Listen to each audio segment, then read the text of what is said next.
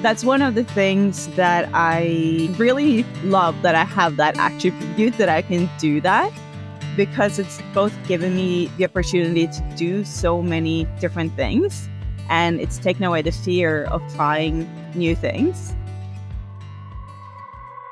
Hi there, I'm Marta Ruszczynska, and I would like to welcome you to a new journey into the world of transformation. This isn't just another pep talk. This is the Reinvention game, the podcast about bold choices, fresh starts, and the power of transformation, where I will explore the crossroads where people take daring steps to redefine their future. I'm excited to speak with one of the most adventurous people I know, Helga, also known as Mara, a former professional athlete who faced injuries and had to step away from the sport she loved to find her new calling. Mara's story is one of strength. She went from rowing and living in Norway to sailing thousands of nautical miles. Mara was given an opportunity to live on a boat with random people, and she took it to learn that this is what she wanted to do. She's here to share with us how she navigated these transitions and found a new path. So, welcome, Mara. Thank you so much for joining me today. I'm so honored to have you on my podcast. Your life took some turns, so I know for a fact that we can and we will learn from you so much, and we'll get inspired. Oh, thank you. And thank you for having me. I was really excited to get your email. Awesome.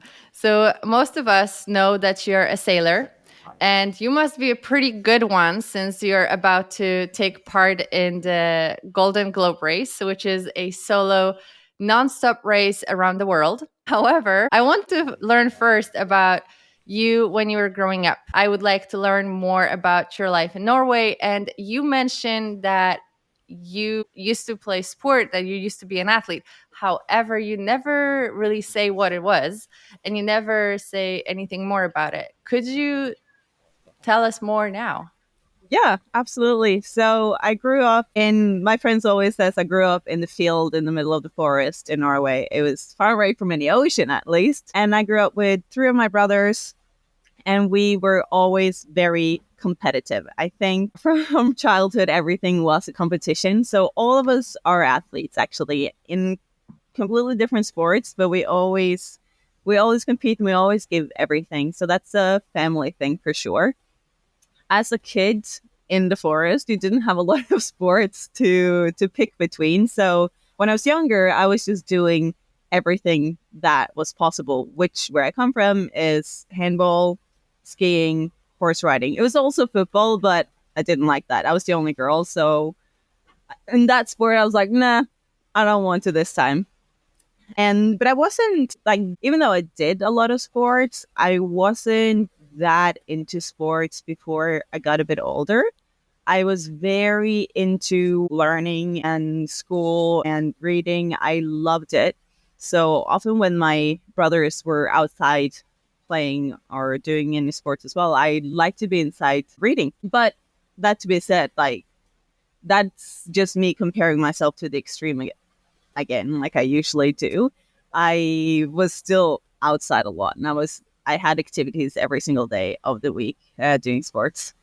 But it was not before I started university, I moved to Bergen, that I really started with professional sports.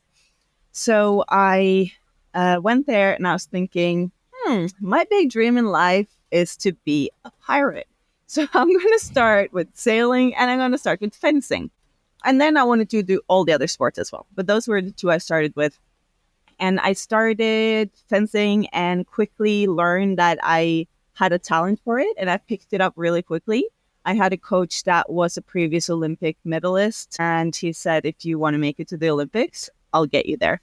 And that was all it took for me to just go all in on that sport. And I was doing that for a really long time. But in Norway, the fencing world is very, very small. It was very often just me at practice. So you can get to a certain point just being by yourself, but fencing is a competitive sport. You're going to fight someone else. So you need to have someone to practice against. So when I had the chance, I moved to Italy to pursue my fencing career, as well as doing my master's degree there. and I fenced full time. But 1 year, so in what year is this? 2015, I got an injury in my foot. And I went back and forth with that injury again and again and again. And then like half a year before the Olympics and before the qualifications and everything like that, my doctor said, if you ever want to actually walk again, you have to stop right now. And I had to quit. And that was the first time I had to quit a sport because I was forced to and not because I wanted to. So after quitting that, I finished my master's degree and I was thinking like, okay, what am I going to do now? It was quite tough because this had been a goal for me for a long time.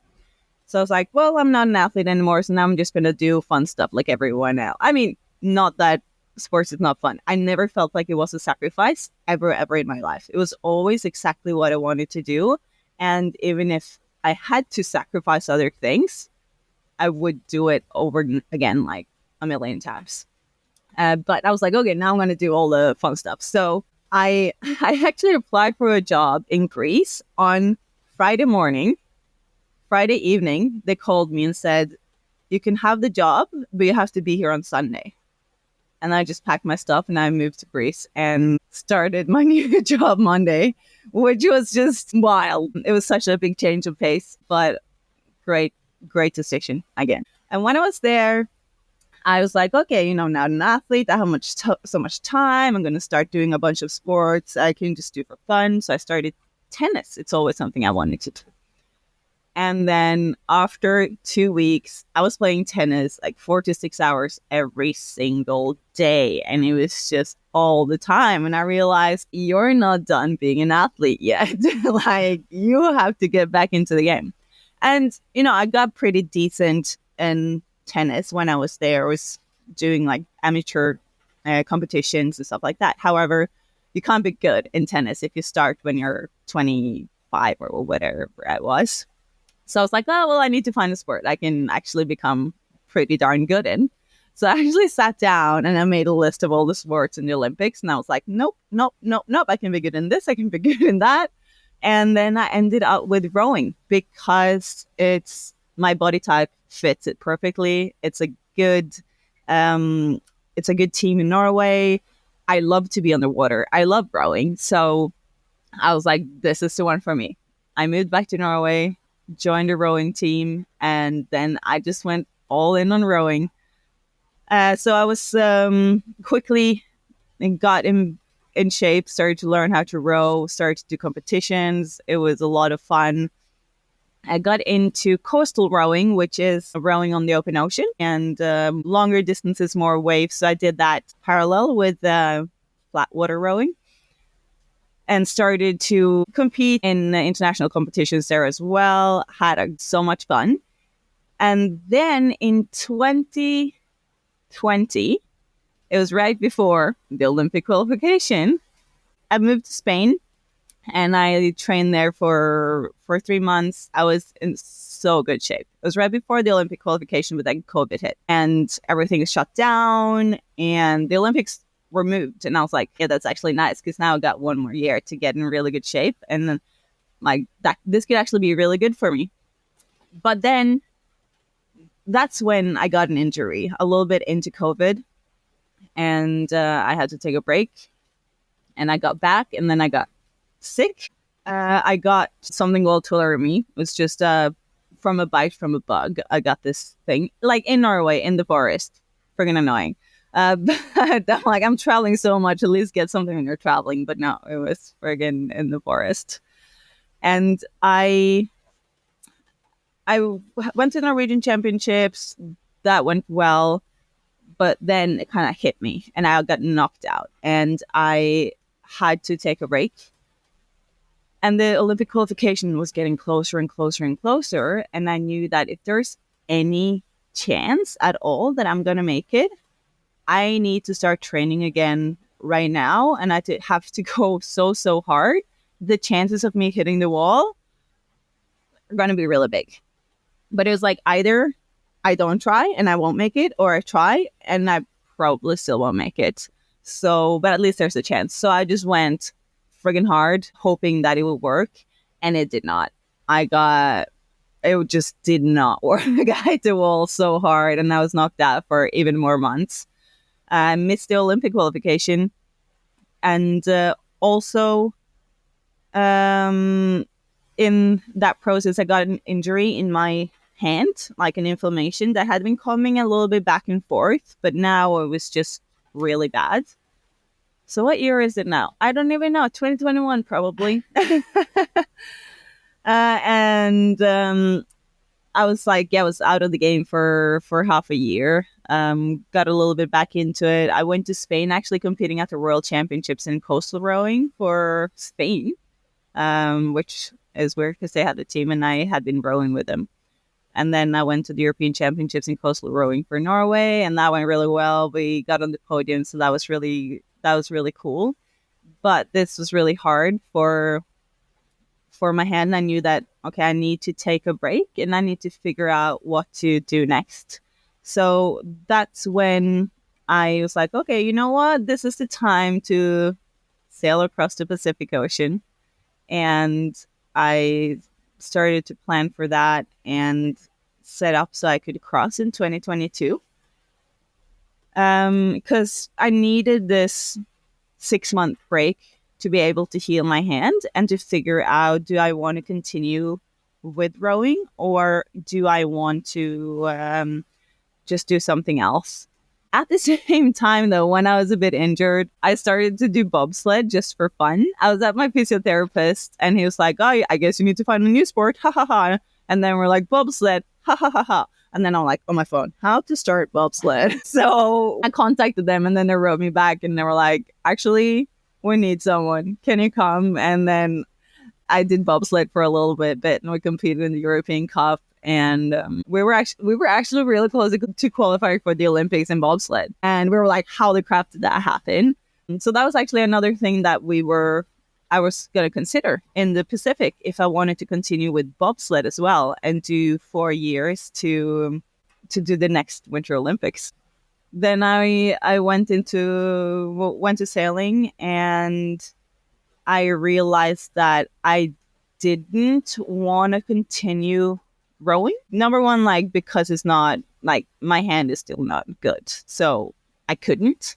I absolutely had no chance, but also because it was hard to be over 20 years old and wanting to be new on the national team because they keep telling you, no, when you turn 30, you want to have a kid and quit. So we don't want to put any effort into you.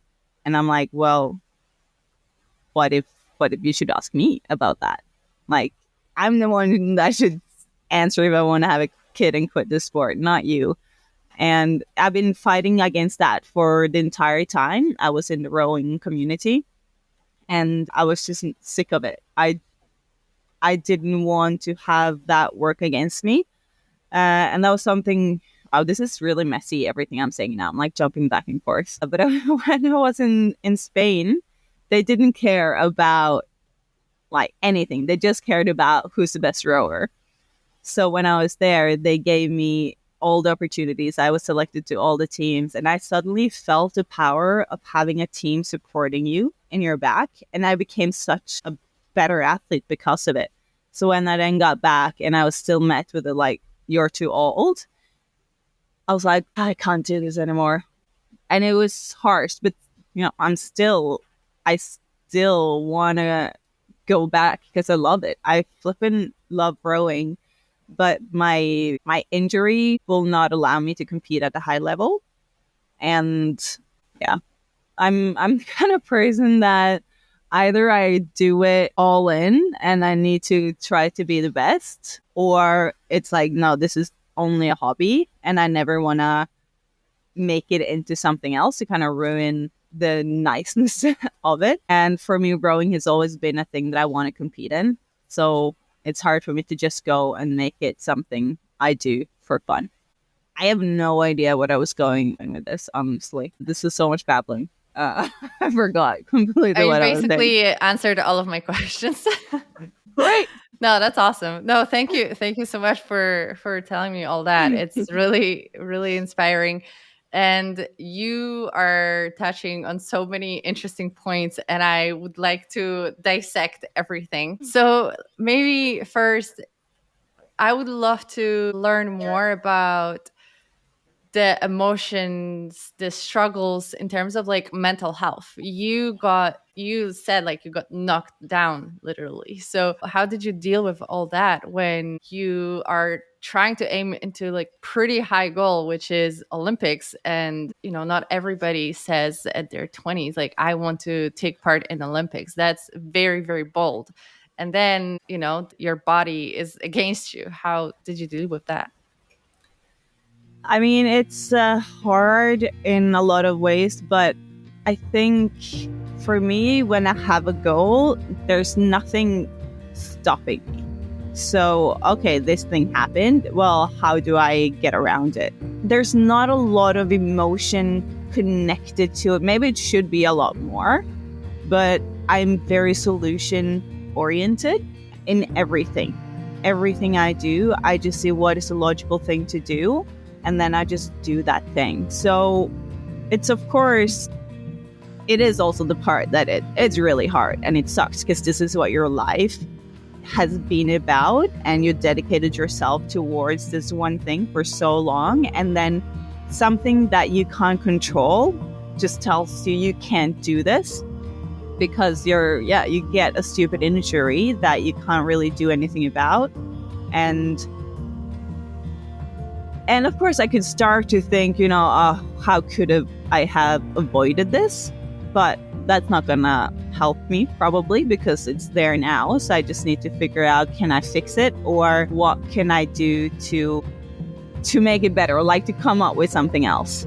And for me, when I do competitive sports, it's okay. For example, when I was doing horse riding, I never wanted to compete professionally because that was something I did for me. And something I just loved it. I loved to be with my horse. I loved to be out in the woods and just run over the fields. Like, it was so amazing. And I didn't want to start competing because I was afraid it was going to ruin that. And I think it would have. So with fencing and with rowing, I approached it in a different way, which was way less emotions, more pragmatic and more, I'm here, I'm going to get to this goal and like find a way in between it. But when that being said, like, you get a little reality check because it's like, now friggin' what? This is what you've dedicated your life to for so long. And now that's suddenly just taken away from you. And you have to just figure out, who are you now? Almost find a new personality, because your personality has been built around this sport that you're doing, and all your friends are connected to this. And like, it's like when I had to stop, it's just, okay, this person is dead and now I'm putting in another scenario, and you just have to build up something new from scratch, which is weird. But I have this it's what me and all my brothers were like this. We think that we are gonna be the best in everything we try. I mean, it sounds, part of it is just like, wow, such a dickhead. But it's also a great way to move on from something, because I never think that, this was my one thing, I can't do anything else. I'm like, I can do whatever I want and I will make that great. And I can fix it. I can learn it. It won't be a problem at all. And that's given me the courage to just jump into new things because I know it will work out. And I think that's one of the things that I really love, that I have that attribute, that I can do that, because it's both given me the opportunity to do so many different things, and it's taken away the fear of trying new things.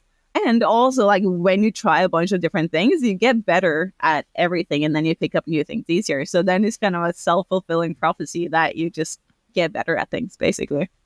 So do you think you were born with that trait or someone passed on to you? I think it was passed on to me. I think it's definitely an environment thing. And because I see the people around me do the same thing, like all my brothers, my mom, my dad, like they're all very good at just taking on new challenges. And I know this, like the first time that I made a massive change in my life, and like it took a big leap. It was, or I mean, maybe it doesn't seem that big to everyone, but when I went to Australia to study, that was, it's a big change. I moved to the other side of the world and do parts of my education there. And I noticed how easy it would have been for me to say no, because it would be so easy to stay at home. Because now I have to organize where to stay and how to get there and what subjects to study. And then I have to make sure this was right and that was right. And if I stay at home, that would be so easy. But I was like, you have dreamt of this your entire life. Like, you freaking go. So I went, and it was the most amazing thing I have ever done in my entire life at that moment. And then the next time a new opportunity came, when I could move to Italy, it was a little bit easier because last time it went so well. Maybe this time it will as well. And it was so, and then the same thing happened. Like, it was the most amazing thing. And then I got the thing to move to Greece. And then I was like, heck, freaking yeah, let's go. Because every time it worked out. So it's definitely also a learned thing that it has worked out. And I know that I will always figure it out somehow. So it's through the people that I surround myself with and through experience. It's just building up and it's getting stronger and stronger. And it's still, now I'm just with anything. I'm like, yep, okay, let's do it. Yeah, I can see that. So for someone who didn't have that upbringing, what do you think would help them? Like, what advice would you give them? I mean, the thing is that if I can do it, you can do it. It's not that I'm built very, very differently from anyone else. And it's just that I work towards something, I've done something, and now I can do it easier. But someone else as well, like everyone can do it, and we're all the same, almost. We're built very similar. So it's no reason why I can do it, why you shouldn't be able to do it. But it's flippin' scary. And it's not like it necessarily will go perfect the first time, but it doesn't mean that it's not going to work out. And that's a cool thing when we have people coming here and selling ripple effect. Like, I forced them to just do the craziest things, and we just go on these wild adventures. And they would never have done that if I wasn't here to just like push them outside of that fripping cliff. But now they have to, and then they fly because they realize that it will work. I know my boyfriend, he has always had this dream of, so this is an example, by the way, but this is real. And my boyfriend had always had this dream of being a helicopter pilot. But then he was like, no, but I can't do it now. I'm like, why not? Well, I don't know, but it's too late. It's so expensive. And I was like, how about you just do it? And then I was like, I'm just going to Google something right now. And then I found a school close to where we lived. And I was like, here's a school. I'm signing you up. And he's like, no, what are you doing? I'm like, sent, but for an interview. And then he was like, what are you doing? I'm like, well, it's your freaking dream. You just have to do it. It's like, but no, I can't do it. And I'm like, yeah, you can. And then he got a test he had to do. And it's like, I need to study. I'm like, nope, you're starting it right now. And he's like, what? Now I only got 1 hour to finish it. I'm like, you don't know what to study for anyway. Like, you don't know. You're not going to know tomorrow what's in this test better than today. He did the test, nailed it. Then he got to the interview. And he was like, I need to prepare for the interview. I'm like, I booked it. It's tomorrow. What are you flipping doing?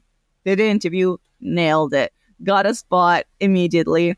And he was like, yeah, but I don't, like, it's super expensive. You have to. I'm like, it's fine. Like, we'll figure it out. Oh, you accepted. You're starting. And he's just like, why are you doing this? And now he finished half a year ago, immediately got a job. He is the happiest he has ever been. He passed every single exam on the first try. He just nailed it, and now he's having his dream job. And he's so grateful that I did this for him. But I'm like, I didn't do shit. I just pushed you outside of this cliff and told you, like, now you fly. Bye. And then I left sailing around the world. Like, I just had to prove to him that he had it inside him. So people just need that push. And I have that push inside me. So I jump myself, but not everyone does. So maybe the real tip for people is to find someone that can push you. So basically, everybody needs Mara in their life. Yeah, exactly. I wanted to go back a little bit to your tough moments. I know you have an immense internal strength and you're just amazing. But have you ever turned into outside support during those toughest moments, like family, friends, I don't know, therapy, or something else? That's a good question. Not a lot, actually. I've maybe I should have done that more, but I think because I always just kept moving forward, I didn't do that a lot. In rowing, I did talk to my teammates a lot about this age thing because a lot of other people also felt the same thing. Like, if you're not the favorite of the coach, then you're screwed. So we've been talking a lot about that, but I also feel that those conversations, they don't necessarily push you so much forward. It's more you just need someone to gossip with sometimes because you're frustrated. But so my boyfriend, he's always been there for me and been like flippin' supportive, which has been great. He has always just because he's also an athlete, so he understands the mindset and he understands what it takes and he understands what's frustrating about it. But I think that it's something I'm really bad at is emotions and sharing emotions and feeling emotions. So I just don't let it affect me too much. And I think it's a bad thing in some circumstances because maybe that would have led to something else happening. But yeah, no, I often been very alone in these things. So for example, in fencing as well, I didn't have a big team around me because I moved to Italy and everyone there spoke Italian, obviously. And I had to learn Italian when I moved there. So I just had to pick it up also because my master degree was in Italian. So I was like, "Yep, I got 3 months to learn this language." And then that was happening. But then it's hard to kind of talk about these kind of things with the people that are around you. So my team in Italy, I couldn't really express any emotion with them because my Italian was not that good at the moment. Like, it was very, very basic. So then I was quite alone in that. But because I had other things happening around me, I just got distracted from those things.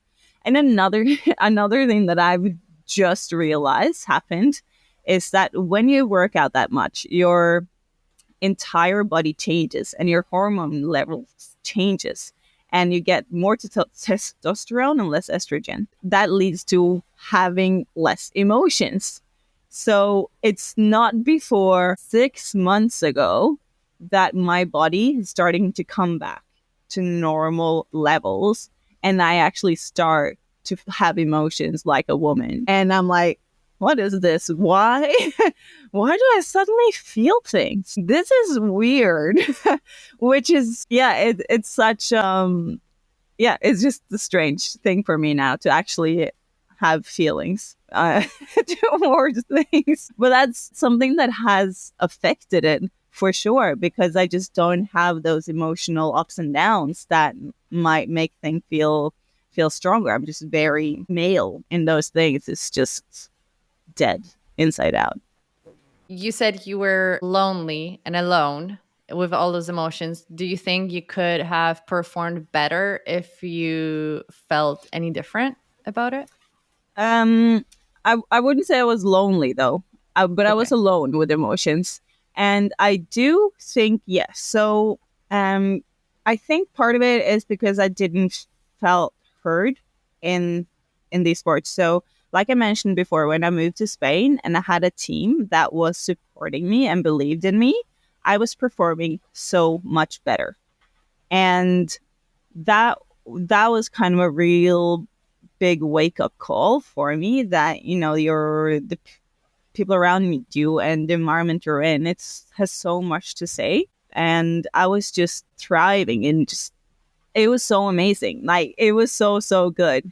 So then when went back to Norway and felt that I came back to the same non-supportive environment, it started to be really go downhills. And then when I got injured as well and everything just like happened, I was like, okay, you know what? This is not worth it anymore. And I also think that's why it went so much better in bobsled as well, because it was a tiny team, but it was a friggin' we were backing each other so much, and it was so great to have people around you that believed in you and wanted you there and wanted you to get better. And so 100%, it has so much to say. And I didn't know because I was so used to it being like that, and I thought it didn't affect me until I realized what it could be like. So yeah, not for sure. It has a big impact. So I definitely think things would have been a lot different if things were a lot different. I think you're raising a very important point here because we are social beings and we need other people to feel good. And there's this notion now that first you have to feel good within your own company. Yes, that is so important, but it doesn't mean that we have to isolate ourselves from others because community is what we need. Yeah, So, I totally agree. And I mean, I do agree that you have to be good yourself to be able, at least to be able to make everyone else around you happy, because it reflects your inside. But if you're around people that pull you up, that part, it's so much easier to be good by yourself when you have people supporting you versus if you have to fight to stay up. so true. Yeah. So I also want to talk about the loss of identity. You even used that word that constantly you had to find your new identity. You Yeah. mentioned you were studying abroad, so identity of an international student, then athlete in fencing, in rowing, and then like how did that look for you? Did every transition look the same or did it differ? Did you learn in the process and did you redefine yourself quicker or better every single time? Well, every time I kind of moved to a new place and did a new thing, I realized quickly that I could reinvent myself and I could now just, okay, who do I want to be this time? And how can I be better? Because when I grew up, I was always like the quiet kid. I was never any of the cool kids. And that was my identity. Yes. And also now, when I go back and I'm around those people, I don't go back to the same person I was, but closer to that versus who I am now, because it's just who I was around those people. And I feel it. But, when I then left those people and then I got in a completely new setting, it was really, I thought it was very exciting to be able to I could be whoever I wanted to be. And you're also a reflection of, I think, the 5 people you spend the most time with. So, of course, that will affect who you are as well. And when I spend more and more time with athletes, you start to actually define yourself as as an athlete. And then you make choices that an athlete would make. So, for example, when all my friends went out partying, I'm like, I'm an athlete, so I don't drink. And it's very interesting how you can you can design your own personality by saying you are something. And I think it's a very powerful tool as well. And people use it, that's what you should manifest things and make affirmations and say, like, I am like this, because when you say it, you will start making choices that will make you that person that you want to be. And I noticed, like, every time I move to a new place, I start a new thing, surrounded by new people, and I can reinvent myself, that I keep the things I want, and then I try to, like, adjust a bit the things that I want to be different, because it's so hard to change when you're in the same environment, because people expect certain things from you. So if you suddenly then don't want to do that thing anymore, it's really hard. At least I think so, because people expect that I would, no, I'm going to go to bed early, and I'm going to wake up early, and I'm going to work out. And I mean, I still do that. But if I then suddenly didn't want to do that anymore, I would find it very difficult if everyone expected it, because then they're like, oh yeah, now you're going home. And I'm like, oh yeah, maybe I am. Maybe that's a bad example, because it's easy to not do that, but still it builds who you are. And I never felt like this was a bad thing. When I kind of decided that I was done being an athlete, then I noticed, but this is who I am. Like, this is actually, every time I changed, I kept this part. I'm an athlete. So to get to that point where such a big part of you is just suddenly gone in so many ways, I'm still like, it's still part of who I am. I still feel like I act a lot like that, but just less, I still work out every day, and I still eat freaking healthy, and now I sign up for a race. So, it's not like it's completely gone. But that was a moment where I felt, holy cannoli, like, who am I now, and what am I going to do now? So when I was then sailing for 6 months, it was an experiment for me to kind of figure out who I am. And I was maybe acting a different way than what I had before, because I was kind of lost in who is this new person, and what do I like, and what do I do. And I felt like I was a teenager that finally got to experiment with things, and because I didn't do that as a teenager, because I was always very focused on my sports. So now I was like, oh, but now I need to do this and I need to do that. And then I was a bit lost for a period of time. And after the Pacific crossing, I went home to Norway, and I was like, what am I going to do now? Because sailing was the best thing I've ever done. Like, that was who I am. I can't stop thinking about it, but I have these things at home that I should do. I should focus on my business. I should do this. I should do that. And I was very lost. But then, things calmed down again. And then I kind of figured out what I wanted to do live. And then it settled. And I'm back again to being the person, or being who I always was, but with the small changes that is always happening, of course. But it was a period of time I was like, yeah, I didn't know what defined me anymore, because I always defined myself as an athlete. And I wouldn't go up to someone and say, like, this is me. I didn't know. So that was a strange experience. So, what helped you with identifying that rather than just time? Because you said you were sailing for 6 months and then you realized, but I believe there was something else that probably led you to do that. I think I needed a goal again, something that I was working towards, because that's something, when you're an athlete, you have such a clear goal that you're working towards. So suddenly I didn't have that anymore. And when I came back to Norway after the sailing trip, the athletes thing had always been my goal. And then I could focus on building my company, but it just felt so wrong at the moment. So it wasn't before I came back onto this boat and made Sailing Ripple Effect and creating that my goal.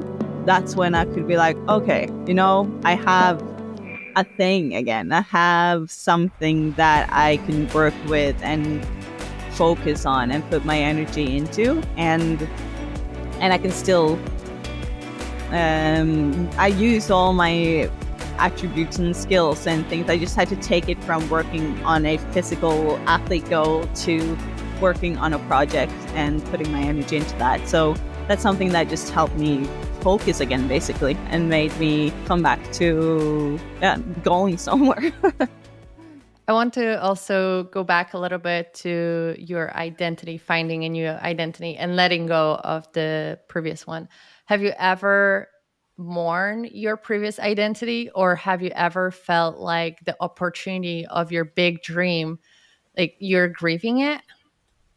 No, I don't think I've done that. I haven't, not that I can think of at least, and not in a way that I was thinking this is what I'm doing now. I think in case it would just be a part of that process of figuring out what I'm doing now.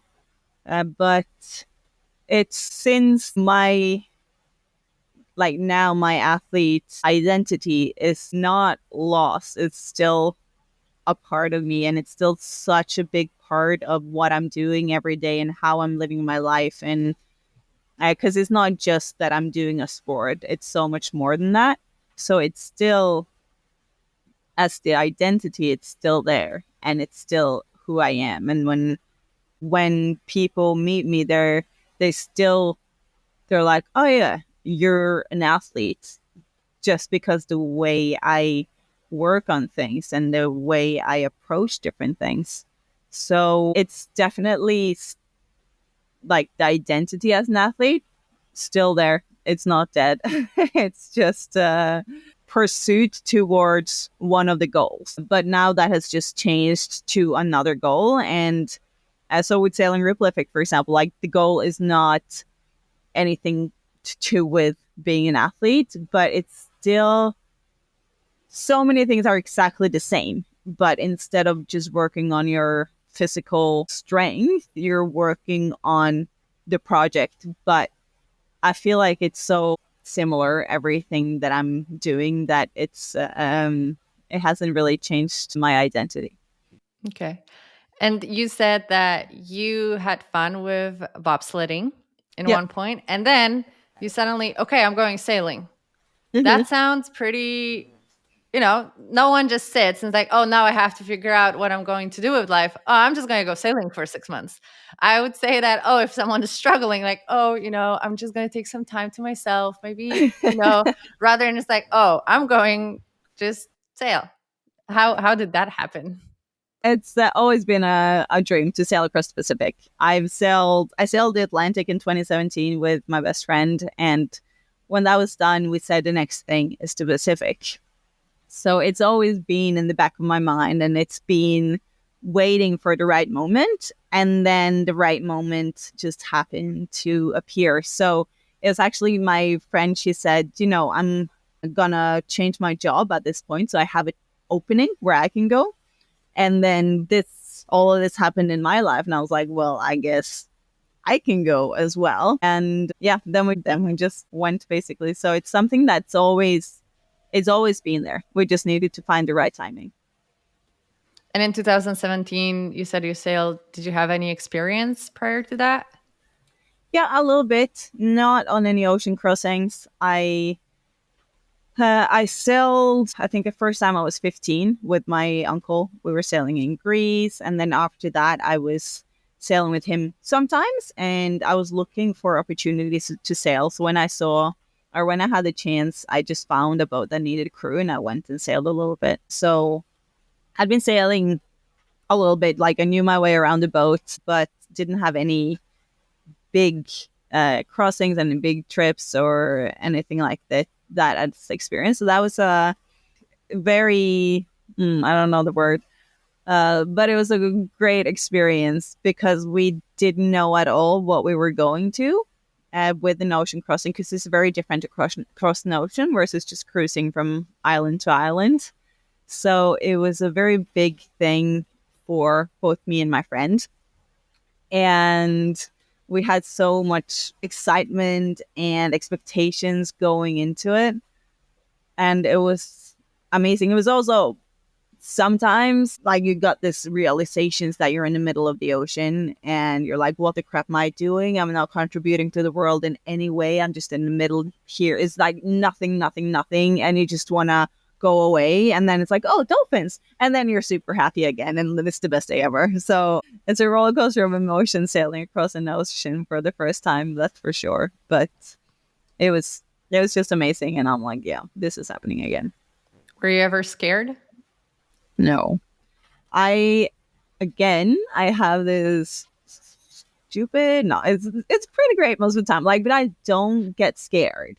Most of the time it's a great thing, but probably sometimes I should. And I don't know when I'm gonna sail alone, how it's gonna be. But for now, I just don't. And instead, in situation that might be scary, I'm like, okay, how to get out of this, or like how to solve it. And someone else on the boat takes the role of being scared. So I take the opposite role of just like, I'm gonna be fine. But yeah, I don't get scared. And I don't know how that's gonna be when things actually get scary. Wow, so you're basically superhuman. Basically, no. Nah, I think in a lot of situations it would be better to have a little bit more emotional reactions to things. But it makes it easy. So do you think your whole journey till now was exactly how it was supposed to happen? Or do you think there is any advice you could have given yourself? There's probably a bunch of advice I could have given myself, but you learn. Like, you learn from your mistakes, you learn from everything that goes well. And it's led me to this moment where I am friggin' living my best life ever. And I'm just so grateful to be here and to have had all the experience I've had. I don't regret anything that I have done, but I'm sure that if I had done something different, I would, like, some of the situations would have been better. Then I wouldn't be here like this right now. If I would be in a better place, I don't know. I think that I've lived a friggin' good life and I've learned so much. I've grown so much in everything I've done. And I've always done what I wanted to do. And that's something that is important for me. I don't want to regret not doing something because it was a little bit scary or because it was a little bit hard.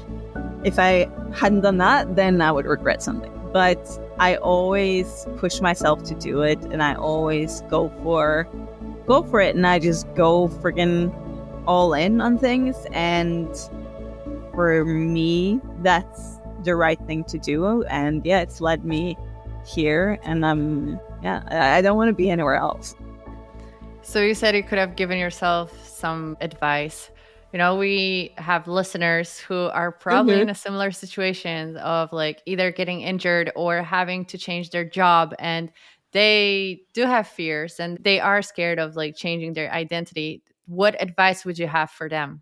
The main thing is like it's gonna work out. It always works out. And it's what is it that they say? If it's damn it, I forgot.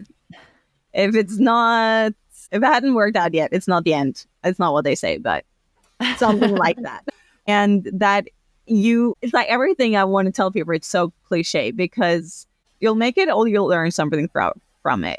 You're not going to fail. The only time you fail is when you give up. But giving up one thing doesn't mean giving up. It just means moving on to something else. And I think that most people just need a little kick in the butt to do something. I know, because I'm thinking like, what's the worst thing that can happen if you try something new? Like, you can always go back to the old, or maybe not always actually. but I'm like, you don't regret doing things, you regret not doing things. But also a real advice, though, that is not just super cliche, is to actually try to have a community, find people around you that are like-minded and people that support you, and don't deal with bad people for too long, because in some situations maybe I was staying in too long because I wanted something and these people were there making it hard for me. It has still, like, still I maybe I stayed in too long, but I did learn something. It made me grow stronger. So it's not that it is a bad thing, but there is so many people out there that would love to be around you, that would love to support you, and try to seek out those people instead, because everyone deserves to be around people that wants to be there and not have to be there and feels like it's not something they want to do. So, and probably try to, like I didn't do, but have people that you can talk to and that can help you through the tough times, because it is actually true that shared sorrow is half the sorrow, but a shared joy is double the joy. I do believe in that, even though I'm not so good at living up to the the sorrow part myself. But it's every time I have, it's definitely better. And last but not least, what would you say have been the most surprising or rewarding part of your journey? I've realized I love to see other people succeed. And when we're out here sailing, like, I love sailing. I knew I was going to love all of this all the time. But how happy it makes me when the crew comes here and they understand something and they like do a maneuver by themselves, and they get so happy, like, I did it. It was just like you taught me and I did it. And I'm so excited. And just to see them grow as people because they did something new and they pushed outside their comfort zone. They did the thing. It's so nice. Like, I didn't know how much I would actually enjoy seeing that and helping other people do that. And when I think about it now, I'm like, yeah, well, that makes absolutely sense. That it makes me happy to see them experience the same thing that I've experienced and feel the joy that I feel when sailing. But it's just incredible to see. And it underlines as well that part that it's great to have great people around you that make you grow and make you happy. Thank you so much. It was such a pleasure talking to you. I think I've learned so much from you, and I hope our listeners, learn as well. It was such a pleasure. Incredible story, so inspiring, and I hope we can all push our limits and go out of our comfort zone so we can finally fly. Yes, exactly. Thank you so much for having me. It was really great talking to you. Thank you. Thanks for tuning in to the Reinvention Game. If today's conversation inspired you, I would love to hear your thoughts. Drop a comment, share your story, or connect with us on Instagram at the Reinvention Game Podcast. If you enjoyed this episode, be sure to subscribe, leave a review, and share it with someone who's ready to start their own reinvention journey. Until next time, stay inspired and keep reinventing yourself.